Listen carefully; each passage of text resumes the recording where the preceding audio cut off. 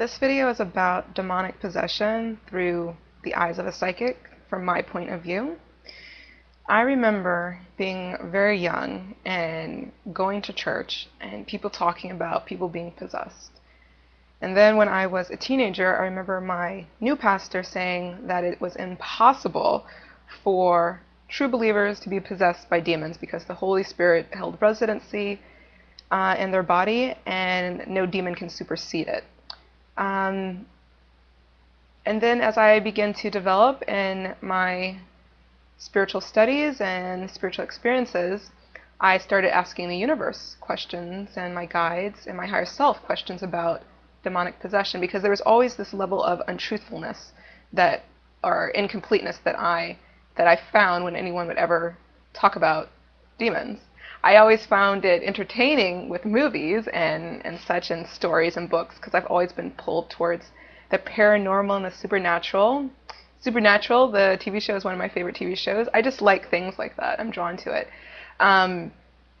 And lately in a meditation, the universe told me that I need to learn about exorcism, how to exorcise things from people. And I was just like, what? Because there's no such thing. And then I was speaking to a great teacher who has over 20 years of experience, and she told me that when she was in her development course in like the 1990s, she discovered that there was an entity around her that she became self-identified with.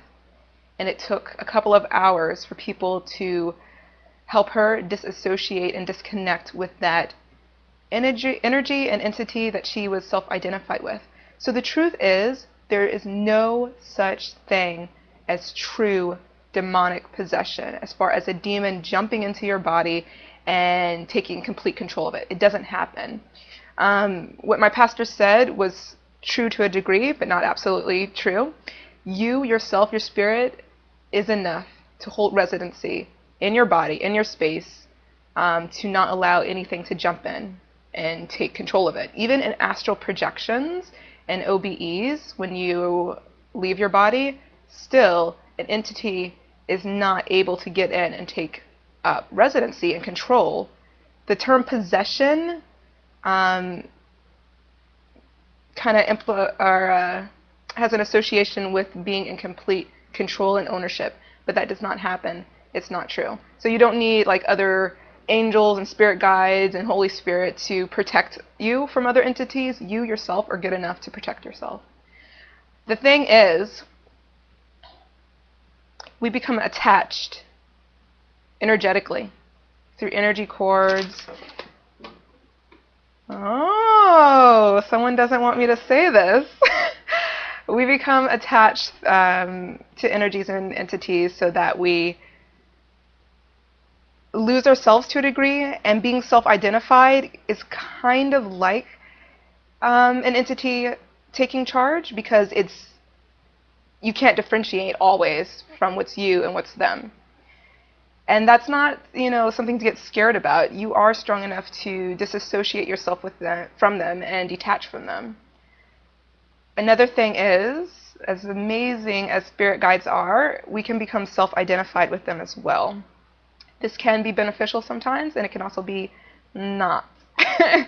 For me, one of my male spirit guides, who would stand over my left shoulder, would always be there to protect me from physical harm. And I was actually getting a reading at one of the meetups by Miss Della, and she was reading my aura, and she said, whoa, there is a very strong male presence behind you that he's telling me to back up. He said, I'm too much in his space and your space, and he's telling me to back up. And so she backed up. And then after that reading, I became more aware of him. And then a couple of months ago, like in latter summer, I was watching a movie in my bed. I was curled up. I was enjoying myself. And I get a tap on the shoulder, and I hear, I'm leaving. And I was like, what? No! It was 2 hours of me pleading for him not to leave. And he actually apologized. He's like, I feel bad because my energy was interpreted as your energy through other people, and it pushed certain people away from you. And I was like, don't even apologize, because you cared. Your intentions were good. And, eventually he did leave, and it's because he wants to reincarnate on Earth. I was very, very sad, because he's my protector. but he was telling me that I'm good enough to protect myself on my own now. But as a child, people would come up to me and be like, "Why are you so angry? What's wrong?" I was like, "I'm not angry and nothing's wrong." And they're like, "You're so mean." I'm like, "I'm not mean." And I found out that it was because they were interpreting the energy from him, which was kind of like demanding, commanding energy. When I see him as a rock. Domineering is the word. Like imposing.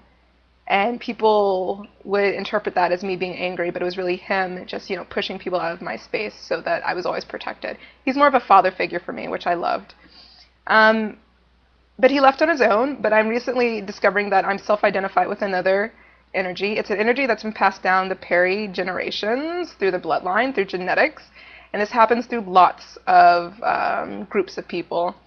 It's oppression and judgment, and I'm self-identified with it. I've been confused for a long time, not understanding why I'm getting reactions and judging people so harshly when I don't really feel that way. And I found out it was because I'm self-identified to a certain degree with this energy of judgment that's kind of been following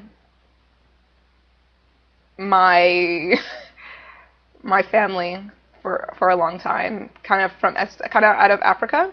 So I'm learning how to exercise that from me, and I would recommend that everybody start getting in tune to the subtle differences and frequencies with how you react to things. Sometimes the things are your own reaction, other times it's not. So you need to find out what is and what isn't. And go through the process and be patient with yourself, because you're not going to know it instantaneously. It will be a gradual progression. So be patient with yourself. So I just want everyone to know that there's no such thing as demonic possession, but there is such a thing as being attached to entities, ghosts, spirits. I don't really believe that there's such a thing as the stereotypical definition of a demon. My experience is that they are still part good. Nothing's wholly evil. They want you to believe that they're wholly evil, but they're not. I find that a lot of the so-called demons are actually, I'm trying to find a way to say it correctly, they're in their own cycles. They're in a cycle of oppression and fear, but they will come out of that. So I don't believe in killing and destroying demons, because it's part of the cycle of Earth, the yin and the yang, the positive and the negative. Everything has its purpose.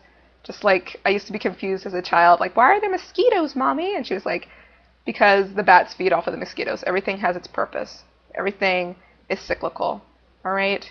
So if you want to learn how to exercise certain things from you, definitely email me. It's quite easy, and you might need help in doing so, but you're never at the mercy of something else. You do always have rank in your space, in your life, to push out anything you no longer want. Nothing has control over you. Nothing. All right? So yes, I'm going to hopefully upload 50 videos before the end of the year, so be patient, as I might upload a video every day. All right, blessings to everybody, and enjoy your holidays.